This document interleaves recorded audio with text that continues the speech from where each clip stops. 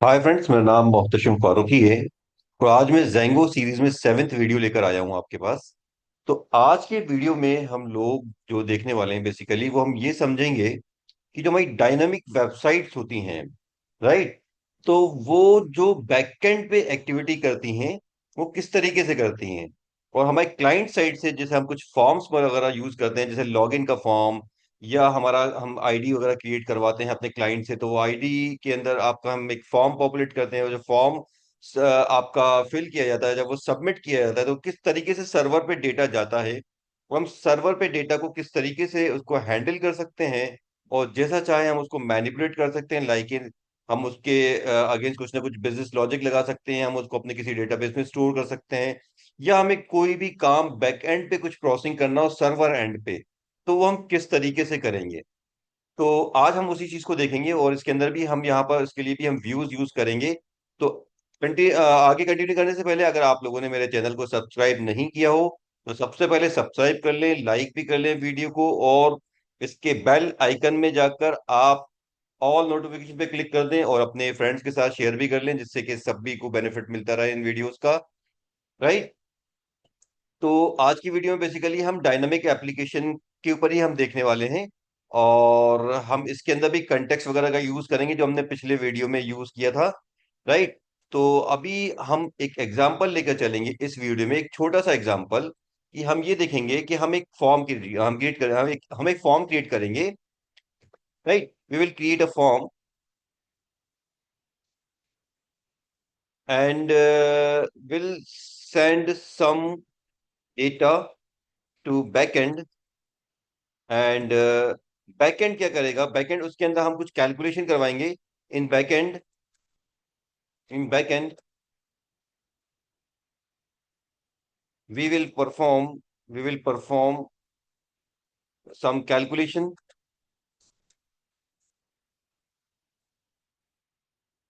And populate result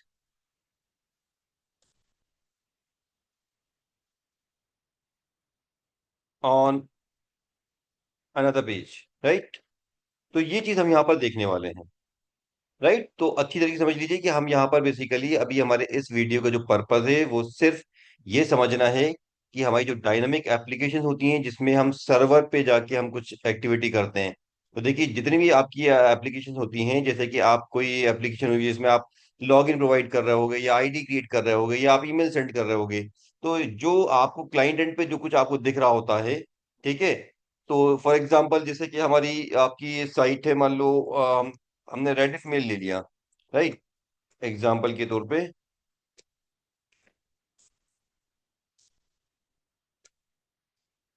Rediff mail है, अब ये रेडिफ मेल के अंदर जब हम यहाँ पर साइन इन का ये जैसे फॉर्म आ रहा है, या आप इसमें साइन अप करोगे, तो जब जब ये डेटा आप यहाँ फिल करोगे, जब लॉग इन करोगे, तो ये डेटा जाएगा सर्वर पे जहाँ पर ये हमारी साइट होस्ट है। और वो वहां पर बेसिकली ये आईडी और पासवर्ड को आपका ऑथेंटिकेट करेगा, वेरीफाई करेगा। और अगर ये करेक्ट होगा तो ये हमें हमें इनबॉक्स प्रोवाइड करेगा, अदरवाइज आपको ये आपका एरर मैसेज देगा। या इसी तरीके से हम दूसरा एग्जाम्पल, मतलब आई मीन आपको समझाना ही चाह रहा हूँ कि आप ये जो फ्रंट एंड है, यहाँ पर एक छोटा सा फॉर्म देखो, जब आप इसको सबमिट करते हो तो ये डेटा जाता है सर्वर एंड पे। और सर्वर एंड पे फिर वो बैक एंड में एक्टिविटी होती है कि इसको ऑथेंटिकेट करना, डेटाबेस में से वेरीफाई करना या इनबॉक्स रिटर्न करना, वो सर्वर एंड पे होता है, ठीक है। इसी तरीके से दूसरा एग्जांपल लेते हैं, मान लो जैसे हम यहाँ पर एक आईडी क्रिएट कर रहे हैं। अब आईडी क्रिएट कर रहे हैं तो ये हमारे पास फॉर्म आया। अब ये हमारे पास फॉर्म आया तो अगेन हम इस फॉर्म को फिल करेंगे, और जब हम इसको सबमिट करेंगे तो जब ये फॉर्म का डेटा सर्वर पे जाएगा तो सर्वर क्या करेगा, हमारे सारे डेटा को वेरीफाई करने के बाद इसको अपने डेटाबेस में सेव करेगा, रजिस्टर करेगा। तो ये काम भी बैकएंड में होगा। तो इस तरीके से जो भी कोई फॉर्म्स वगैरह होते हैं, जब आपको यहाँ से डेटा सेंड करते हैं तो सर्वर में जाता है, और सर्वर कुछ ना कुछ एक्टिविटी परफॉर्म करता है। जैसे कि इस डेटा का रजिस्ट्रेशन को का आपका रजिस्टर डेटा को रजिस्टर करना, या आप लॉग इन कर रहे हो तो लॉग इन करके ऑथेंटिकेट करके आपको रिजल्टेंट पेज देना, ये सारा काम बैकएंड में होता है। तो अभी हम इस अपने एग्जाम्पल में सिर्फ इतना सा देखने वाले हैं कि किस तरीके से फ्रंट एंड से डेटा जाएगा बैकएंड में, बैकएंड के अंदर हम उस डेटा को कैसे हैंडल करेंगे। अभी हम उसको डेटाबेस यहाँ पर यूज नहीं कर रहे हैं, हम सिर्फ उसको हैंडल करके दिखाएंगे कि किस तरीके से हैंडल कर सकते हैं, या हम रिजल्ट किस तरीके से वापस क्लाइंट एंड पे पॉपुलेट कर सकते हैं। तो इसके लिए हम यहाँ पर करने ये वाले हैं कि एक छोटा सा एक फॉर्म क्रिएट करेंगे जिसमें हम कुछ डेटा इनपुट यहाँ पर एलिमेंट क्रिएट करेंगे, इन कंपोनेंट लेंगे, ठीक है, इनपुट फील्ड्स लेंगे, और उसको हम जब सेंड करेंगे तो सर्वर एंड पे हम सिंपल सा कैलकुलेशन करवा के उसके रिजल्ट को हम पॉपुलेट कराना चाहते हैं क्लाइंट एंड पे, राइट। तो जब डेटा जा हम सबमिट करेंगे तो डेटा जाएगा सर्वर पे, सर्वर उस डेटा को गेट करेगा, गेट करने के बाद, राइट, वो आपका रिजल्ट जो है आपके क्लाइंट पे पॉपुलेट करेगा, राइट। तो इसके लिए चलिए हम स्टार्ट करते हैं, मेरे ध्यान से देखते हुए चलिएगा वीडियो को। तो सबसे पहले हम अपना पिछला प्रोजेक्ट ओपन कर लेते हैं।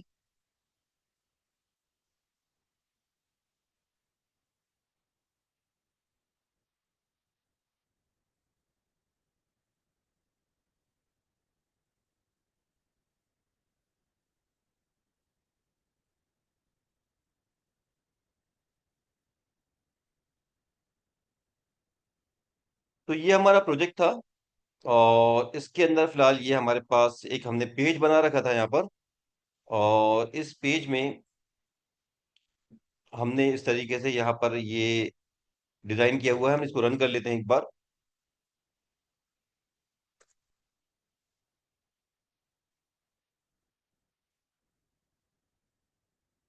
तो ये ओवरऑल हमारी एप्लीकेशन थी।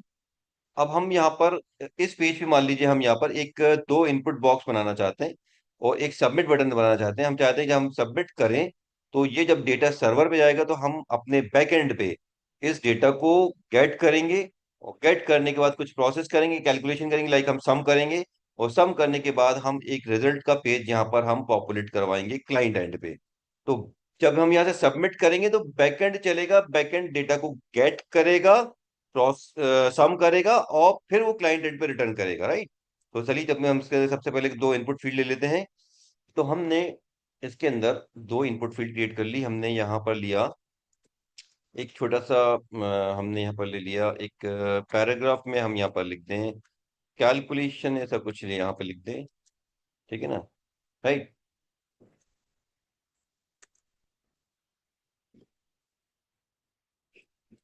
राइट, अब हम यहाँ पर एक फॉर्म क्रिएट कर लेते हैं। फॉर्म फॉर्म फॉर्म के अंदर अभी हमें यहाँ पर मेथड रखना है। मेथड रखना है हमें यहाँ पर गेट, राइट। हम गेट मेथड यूज करेंगे। फॉर्म के अंदर दो तरह के मेथड चलते हैं, गेट और पोस्ट, राइट। तो इसका डिफरेंस मैं आपको बता दूंगा क्या होता है। और अभी हम इसके एक्शन को फिलहाल रख रहे हैं ब्लैंक। दरअसल इसके एक्शन पे हम बैकएंड के किसी कोड को एग्जीक्यूट कराना चाहते हैं। तो पहले वो बैकएंड पे हमें कोड बनाना पड़ेगा, और बनाने के बाद फिर हम उसको यहाँ पर मेंशन करेंगे, राइट। फिलहाल हम यहाँ पर दो इनपुट फील्ड ले लेते हैं, इनपुट टेक्स्ट, और इसका हम यहाँ पर आईडी ले लेते हैं।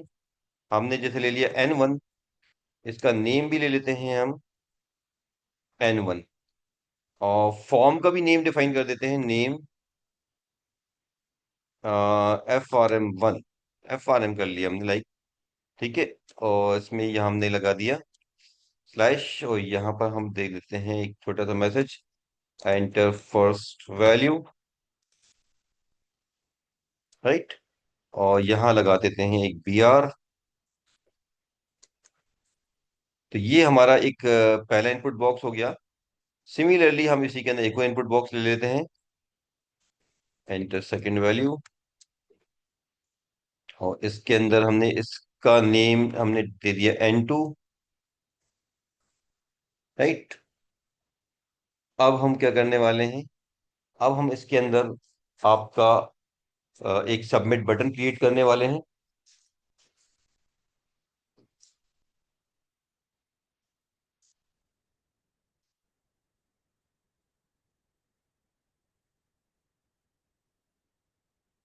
तो हमने यहाँ पर लिया इनपुट टाइप सबमिट, राइट। और इसकी वैल्यू दे देते हैं हम वैल्यू। वैल्यू में हमने लिख दिया टोटल, राइट। तो टोटल ये जो हम यहाँ पर वैल्यू मेंशन करते हैं दरअसल वो हमारे बटन पे डिस्प्ले होगी, और बटन की टाइप सबमिट रहेगी, ठीक है। राइट, तो देखिए सबमिट एक इनबिल्ट आपका HTML का आपका बटन होता है, एक तरह का प्रोसीजर होता है बेसिकली। जैसे ही सबमिट बटन पे क्लिक किया जाएगा, तो this will perform this action, whatever the action you will mention here, this will perform, right, this will execute this action, right, with this kind of request, whatever the request we will mention here। जैसे हमने यहाँ पर gate करा, तो gate request के साथ इस action को ये परफॉर्म करेगा। राइट, अब ये एक्शन क्या होगा, इसको अभी हमें डिजाइन करना है। अब हमें ये ध्यान रखना है कि हमने यहाँ पर फॉर्म बनाया FRM, जिसके अंदर हमें दो इनपुट फील्ड बनाई है। अब यहाँ पर नेम पर ध्यान देना है आपको, इसका नेम है N1 और इसका नेम है N2। आईडी से हमें मतलब नहीं है, आईडी हो या ना हो, यहाँ पर इंपॉर्टेंट नेम है। ये आपको अच्छी तरीके से ध्यान रखना है, आईडी यहाँ हो या ना हो इससे कोई फर्क अभी फिलहाल हमें नहीं पड़ने वाला, हमें नेम की आवश्यकता है। राइट, ठीक है। तो यहाँ पर हमने नेम मेंशन कर दिया। अब ये फॉर्म जब चलेगा तो हमें बैकएंड पे कुछ ना कुछ एक्टिविटी करवानी है, राइट। तो हम चलते हैं बैकएंड पे। पहले हम बैकएंड का एक कोड बनाएंगे, जो कि आपका डेटा को गेट करेगा, और डेटा को गेट करके वो आपका ऑपरेशन परफॉर्म करेगा। तो अब इसके लिए हम क्या करेंगे, ध्यान दीजिएगा कि हम चलते हैं व्यूज में। हम व्यूज में चलते हैं, स्टेप बाय स्टेप आप इसको थोड़ा सा समझने की कोशिश कीजिएगा, वन बाय वन। कि हमने पहले एक फॉर्म बनाया है, हमने सबसे पहले एक फॉर्म बनाया है, जिसके अंदर हमने दो आपकी फील्ड ली है, पहली N1 है, दूसरी N2 है। अब हम चलते हैं व्यूज में। तो हम एक यहाँ पे एक नया व्यू डिजाइन करते हैं, डिफाइन। हमने इसका नेम दे दिया सब, और रिक्वेस्ट के लिए हमने यहाँ पर एक वेरिएबल ले लिया रिक्वेस्ट, राइट, आर्गुमेंट ले लिया रिक्वेस्ट। अब ये जब फॉर्म एग्जीक्यूट होगा, दरअसल ये फॉर्म एग्जीक्यूट कब होगा, हम इसको सॉरी, ये व्यू कब एग्जीक्यूट होगा, ये व्यू एग्जीक्यूट जब होगा जब हम इस इंडेक्स के सबमिट पे क्लिक करवाएंगे, तब हम इस व्यू को एग्जीक्यूट करवाएंगे। कैसे करवाएंगे ये आप ध्यान से देखिएगा। बस इतना याद रखिए कि ये जो फंक्शन हम बना रहे हैं, ये इसके एक्शन के लिए बना रहे हैं, ठीक है। ये जो हम फंक्शन बना रहे हैं, ये जो सम फंक्शन बन रहा है, ये इंडेक्स में ये जो फॉर्म है, इसके एक्शन के लिए बना रहे हैं हम, ठीक है। यहां पर हम इसको मेंशन करेंगे, लेकिन अभी नहीं कर रहे हैं हम इसे, ठीक है, यहां पर हम मेंशन करेंगे। तो अब इस फॉर्म के अंदर आपका दो फील्ड है N1 और N2। जब सबमिट किया जाएगा तो इस व्यूज में ये दो फील्ड आपको आएंगी, मिलेंगी, तो उनको आप यहां पर गेट कर सकते हो। राइट, ध्यान से समझ लीजिए फिर मैं क्या बोल रहा हूं। ये जो फंक्शन हम बना रहे हैं व्यू, वो हम इस index.html के अगेंस्ट बना रहे हैं, कि यहां पर जब आपका सबमिट पे क्लिक करेंगे तो ये एक्शन में हमारा ये वाला व्यू एग्जीक्यूट हम कराना है। तो जब ये वाला व्यू एग्जीक्यूट होगा, तो इसमें ये जो आपकी फील्ड है N1 N2, ये यहाँ पर हमारे पास रिक्वेस्ट के ऑब्जेक्ट के साथ आएगी। अब जब ये हमारे पास रिक्वेस्ट के ऑब्जेक्ट के साथ यहाँ पर आएगी, तो हमें उसको प्रोसेस करना है। अब जब हमें उसको प्रोसेस करना है, तो हम उसको यहाँ पर गेट करेंगे। राइट, तो गेट करना कैसे कैसे हो जाएगा, कि हम यहाँ पर दो वेरिएबल ले लें, एक हमने ले लिया लाइक ए, और अब हम यहाँ पर लिख सकते हैं कि ये हमारा रिक्वेस्ट का ऑब्जेक्ट क्या है, यहाँ पर REQ। तो जो भी यहाँ पर आपने ऑब्जेक्ट लिया हो रिक्वेस्ट को हैंडल करने के लिए, जैसे REQ लिया है, अगर आपने REQUST लिया हो तो REQUST लिखेंगे। REQ लिखा या कुछ और लिया हो तो आपने वो वेरिएबल है आप यहाँ मेंशन करोगे। अब आप यहाँ पर लिखोगे REQ डॉट, और फिर कैप्स में लिखोगे आप गेट, और कैप्स में गेट लिखने के बाद आप स्क्वायर ब्रैकेट के अंदर आप डबल कोट्स या सिंगल कोट्स में, ठीक है, आप वन बाय वन इसके अंदर की फील्ड्स यूज कर सकते हो। जैसे यहाँ पर N1 है तो N1, और दूसरी है N2 तो N2। तो यहाँ पर हमने व्यूज में क्या किया कि वहां पर हमने ले लिया N1। राइट, तो ये जो जब ये व्यू चलेगा, ये व्यू कब चलेगा, जब ये इंडेक्स के सबमिट पे क्लिक किया जाएगा। जब सबमिट पे क्लिक किया जाएगा, तो ये डेटा एक पैकेट बन के पूरा एक आपका इस व्यू में रिक्वेस्ट ऑब्जेक्ट के साथ आएगा। जब इस रिक्वेस्ट के ऑब्जेक्ट में आया, तो हम उसको गेट मेथड से गेट कर रहे हैं। तो वन बाय वन आप सारे वेरिएबल्स आप फील्ड गेट कर सकते हो, जितने भी हमने यहाँ बनाए हों। अभी हमने दो बनाए हैं, तो दोनों को हम यहाँ पर वन बाय वन गेट कर लेंगे। तो हमने ए में N1 को गेट कर लिया, और बी में N2 को गेट कर लेते हैं। Right, dot dot gate. अब यहां पर आपको एक बात याद रखनी है, ध्यान से सुन लीजिए। अगर आप छोटी छोटी चीजों को नोट करना चाहते हैं तो नोट करते रहिए बीच बीच में, कि ये जो रिक्वेस्ट का ऑब्जेक्ट में जो वैल्यूज आती हैं, चाहे आपने यहाँ पर टेक्स्ट फील्ड बनाई हो चाहे नंबर, यहाँ हमेशा स्ट्रिंग के फॉर्मेट में आती है। अब हमें इसका करवाना है सम, यानी कैलकुलेशन करवाना है। तो कैलकुलेशन करवाना है तो हमें इस स्ट्रिंग को इंटीजर में कन्वर्ट करना पड़ेगा। तो इसके लिए अगर आप लोगों ने पाइथन पहले सीख रखी तो आपको मालूम होगा कि हमारे पास टाइप कास्टिंग के लिए फंक्शन होता है इंटीजर। तो इंटीजर के अंदर हम इसको एनक्लोज कर सकते हैं इस तरीके से। बात आ रही है आपको आपको समझ में कि हमने इंटीजर में क्यों गेट किया इसको, इंटीजर में क्यों कन्वर्ट किया? क्योंकि रेट, ये जो रिक्वेस्ट के अंदर हम गेट कर रहे हैं एन वन वेरिएबल, उसके अंदर जो भी वैल्यू आएगी, जो भी वैल्यू हमने यहाँ फॉर्म के रन होते टाइम इस इनपुट फील्ड में डाली होगी, वो जब यहाँ आएगी तो स्ट्रिंग फॉर्मेट में होगी। हमें कैलकुलेशन करना है तो इसलिए हम उसको इस इंटीजर में कन्वर्ट करा रहे हैं। तो इसी तरीके से दूसरी को भी हम यहाँ पर लिख लें। तो हम यहाँ पर लिखेंगे इंटीजर पैरेंथेसिस और यहाँ पर अगेन पैरेंथेसिस। राइट, इस तरीके से हम इसको यहाँ पर लिख सकते हैं। राइट, अब हमें क्या करना है, इनका सम करना है। तो हम लिख सकते हैं c equals to a plus b. अब हमें ये जो सी है, ये सम है, ये हमें रिटर्न भेजना है। तो हम रिटर्न भेजने के लिए क्या करेंगे, जिस तरीके से हमने पिछली बार यहाँ पर एक रिक्वेस्ट ऑब्जेक्ट के थ्रू एक हमने एचटीएमएल को पॉपुलेट किया था और कंटेक्स्ट भेजा था, सिमिलरली हम यहाँ पर भी रिटर्न करा सकते हैं। बट उसके लिए एक हमें अलग से एचटीएमएल पेज बनाना पड़ेगा और उसके अंदर हमें इसको रेंडर करना पड़ेगा। तो हम कैसे करेंगे, हम यहाँ पर अभी लिख देते हैं रिटर्न, रिटर्न रेंडर, रेंडर। और यहाँ पर हमने रिक्वेस्ट का ऑब्जेक्ट किया है हमारा आर ई क्यू। तो हम यहाँ पर लिखेंगे आर ई क्यू। ध्यान रहे जो फंक्शन जिस व्यू में आप काम कर रहे हो उसके अंदर जो आपने ऑब्जेक्ट रिक्वेस्ट के लिए यूज किया हो वही वेरिएबल लगाया जाता है। हमने यहाँ पर ऊपर वाले फंक्शन में रिक्वेस्ट लिखा था are E Q U S T, तो हमने are E Q S T यहाँ पर लिखा था। यहाँ पर हम लिखा है हमने आर ई क्यू, तो यहाँ पर हम आर ई क्यू यूज करेंगे। Right, R A Q comma. अब हमने यहाँ पर रिजल्ट के लिए मान लिया कि हम बना रहे हैं एक result dot H T M L. तो result dot H T M L हम यहाँ पर मेंशन कर देते हैं, अभी हमने बनाया नहीं है। रिजल्ट पॉपुलेट करने के लिए ये टेम्पलेट अभी हमें बनाना है। और इसके अंदर अब हमें कंटेक्स्ट भेजना है, तो कंटेक्स्ट हम यहाँ बना देते हैं। तो हम कंटेक्स्ट में हम भेजेंगे सम, और कॉमा उसकी वैल्यू क्या होगी, वैल्यू होगी ये दिस थिंग। तो वैल्यू में हमने मेंशन कर दिया कॉलन सी। राइट, तो ये हमारा व्यू बैकएंड का पूरा बन के तैयार हो गया कि जब आपका इस इंडेक्स में सबमिट करोगे तो ये बैकएंड का ये फंक्शन चलेगा। और result dot H T M L, वो यहाँ पर जो आपका यहाँ इंडेक्स डॉट फॉर्म, इस फॉर्म के अंदर ये जो आपका डेटा आ रहा, जहाँ आप यहाँ से भेज रहे हो, वो रिक्वेस्ट ऑब्जेक्ट में आ रहा है। रिक्वेस्ट ऑब्जेक्ट से आप उसे गेट कर रहे हो, गेट के साथ साथ आपने उस पर इंटीजर लगा दिया क्योंकि आपको उसका कैलकुलेशन करना था। अब फिर यहाँ पर आप जिसका कैलकुलेशन कर रहे हैं, वो कैलकुलेशन करने के बाद आप एक सेकंड पेज पे, ठीक है, आप उसको रेंडर कराना चाह रहे हैं। आपने की बना ली सम, और ये जो आपकी वैल्यू थी, ठीक है ना, सी। राइट, इसको आप यहाँ पर एज ए कंटेक्स्ट आपने यहाँ पर वैल्यू डाल दी। तो ये इसका तरीका, आपने मेरा पिछला वीडियो देखा हो तो आपको मालूम होगा कि हमने पिछली बार पढ़ा था कंटेक्स्ट कैसे बना सकते हैं, डायरेक्टली यहाँ पर बना सकते हैं। या ये जो पिछला फंक्शन आप देख रहे हो कि हमने इस तरीके से कंटेक्स्ट बनाया और कंटेक्स्ट को बनाकर हमने यहाँ पर इस तरीके से सेंड कर दिया। तो डायरेक्टली बना दो या आप उसको ऐसे बना, ऐसे यहाँ पर भी आप मेंशन कर सकते हो। तो इस तरीके से हमने कर दिया। अब ये है कि जैसे आपने देखा था कि जैसे ये जो व्यू था, हर व्यू के अगेंस्ट आप एक यूआरएल बनाते हो, और यूआरएल बनाने के बाद वो यूआरएल से आप उस व्यू को कॉल करते हैं। तो आपने जैसे इंडेक्स पेज के लिए भी एक यूआरएल बना के रखा हुआ था, और इसके लिए भी आपको एक यूआरएल बनाना पड़ेगा। राइट, तो हम चलते हैं इसकी URL dot P Y file में।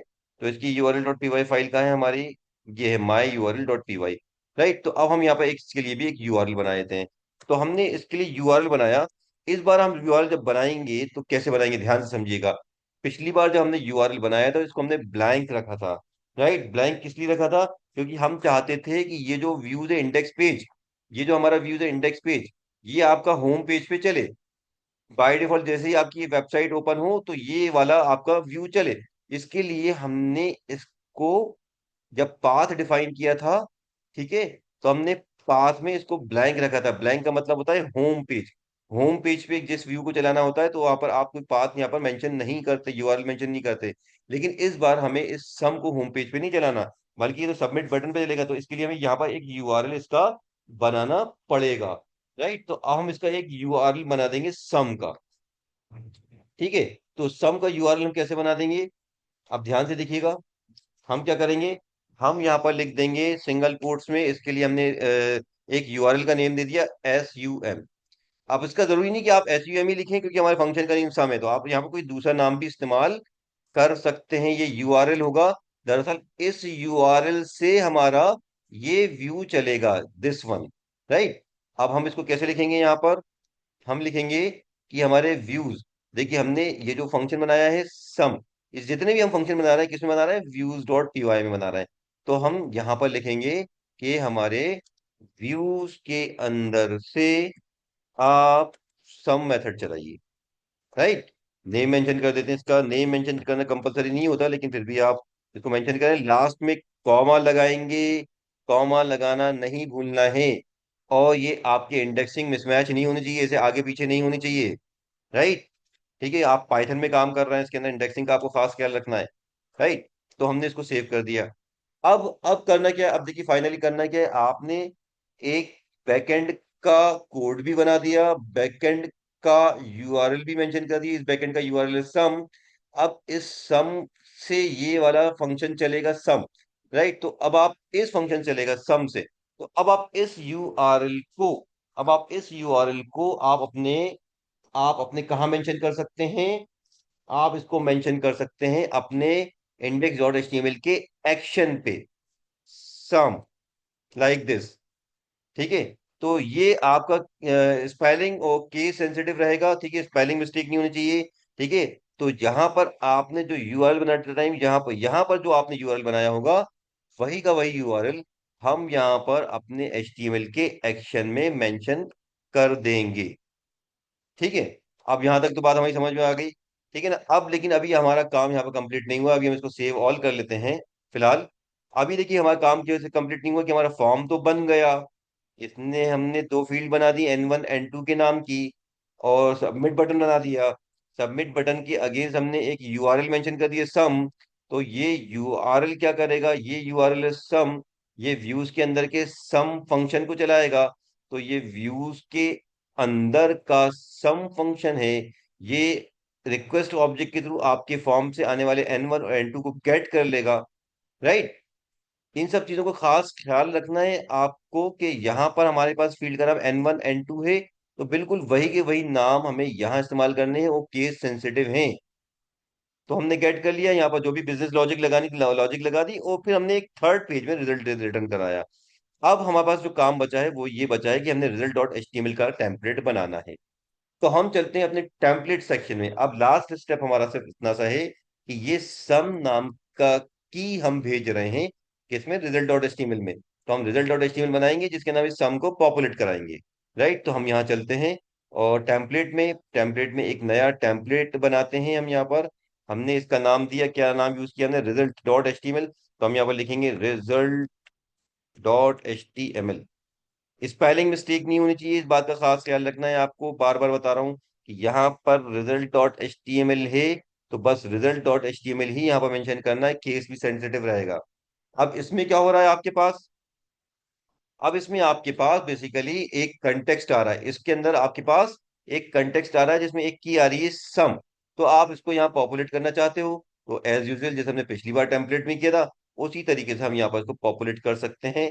लाइक हम यहाँ पर जैंगो टेम्पलेट लैंग्वेज का यूज करेंगे इस तरीके से। राइट, और हम उसकी मदद से की को पॉपुलेट करा देंगे रिजल्ट में। तो ये रिजल्ट है हमारा, हमने यहाँ पर लिखा इस तरीके से, और इसके आगे लिख दिया हमने यहाँ पर रिजल्ट, रिजल्ट, रिजल्ट, या जो भी कुछ हमें लगाना हो, जैसा भी हमें पेज बनाना हो। ये हमारा पेज हो सकता है, हमारे होम पेज का पेज हो, या ये हमारा इनबॉक्स हो, तो उसके अकॉर्डिंग ये वाला पेज हमारा डिजाइन किया जाएगा।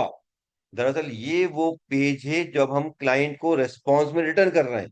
राइट, तो हमें अपने क्लाइंट को जो रेस्पॉन्स देना है, उसको इनबॉक्स दिखाना है, उसका लैंडिंग पेज दिखाना है, तो वो हमें उस तरीके से यहाँ पर डिजाइन करना है। अब की क्या आ रही है, तो जो भी की हमारे पास वहां पर कंटेक्स्ट में आ रही है, वो हम अपनी पर्पस से अपनी रिक्वायरमेंट के अकॉर्डिंग इनको यहाँ पर पॉपुलेट कर सकते हैं।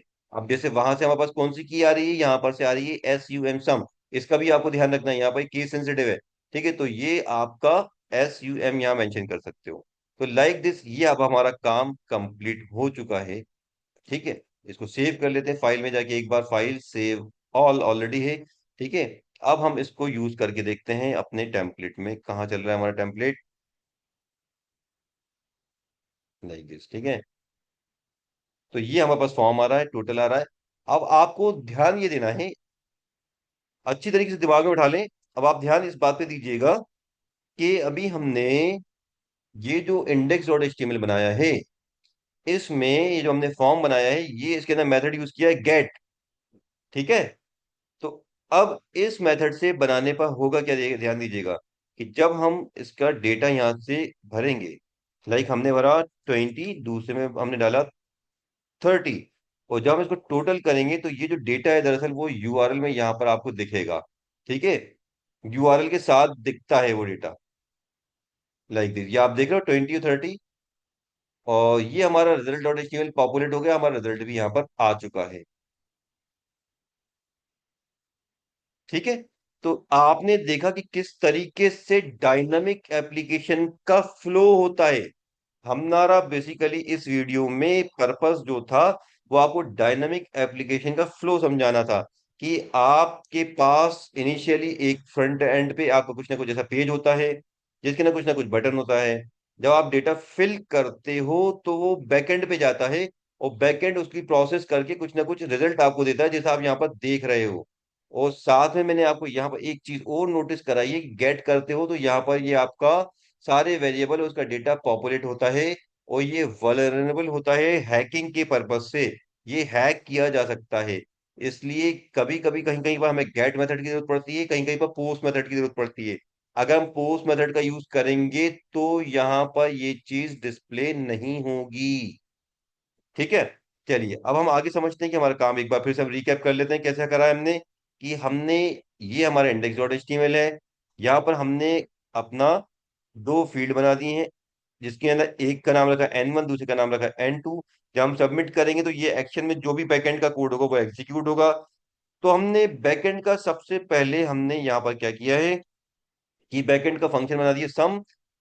ठीक है, इसके रेस्पॉन्स में एग्जीक्यूट होने, इस सबमिट के रेस्पॉन्स में एग्जीक्यूट होने के लिए हमने बनाया है सम। और यहां से जो डेटा जा रहा है सम के अंदर N1 N2, ये डेटा जा रहा है हमारे सम में। तो हमने उसको रिक्वेस्ट के ऑब्जेक्ट से N1 N2 को गेट कर लिया अलग अलग वेरिएबल में। तो वहां क्लाइंट एंड से आपके फ्रंट एंड से जो डेटा आ रहा होगा वो वन बाय वन ए और बी में आ जाएगा। यहाँ पर हमने अपनी बिजनेस लॉजिक जैसी भी आपको लगानी हो, आपको ऑथेंटिकेशन करना है, इनबॉक्स निकाल के आपको दिखाना है, जो भी कुछ करना है डेटाबेस से, वो सारा काम कर सकते हो। फिलहाल हमने यहाँ पर सिंपल सा यूज करके देखा, उसका कैलकुलेशन किया है। अब हम उसे एक रिजल्ट पे, ठीक है, जो हम रेस्पॉन्स देंगे क्लाइंट को इस रिक्वेस्ट के बाद, वो हमने यहाँ पर एक अलग से पेज बनाया रिजल्ट डॉट एचटीएमएल। और उसके अंदर ये हमने कंटेक्स्ट के साथ जो डेटा, जो रिजल्ट, जो डेटा था जो हमें रेस्पॉन्स वाले पेज पे पॉपुलेट करना है, वो हमने यहां से वापस रिटर्न भेज दिया क्लाइंट को। राइट, यानी कि हम ये रिटर्न भेज रहे हैं ये पेज और साथ में ये डेटा।